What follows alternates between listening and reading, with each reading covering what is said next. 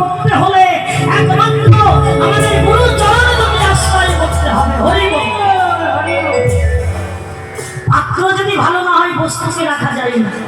সিংহ দুগ্ধ যেমন সোনার বা তামার পাত্রে রাখতে হয়, ঠিক তেমনি গুরুচরণ আশ্রয় করে কৃষ্ণ ভজনের পথে যেতে হয়। ভিন্ন ভিন্ন পথ, ভিন্ন ভিন্ন মত, কিন্তু গন্তব্যস্থান এক ছাড়া দ্বিতীয় কিছুই নয়। যার জয়সে ভাব তার জয়সে উত্তম, ততস্তয়া বিচারিলে আছে তার ক্রম।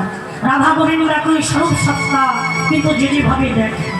নয়নটা যেমন তোমার দর্শনও তেমন, তোমার কর্ণটা যেমন তোমার শ্রবণও তেমন।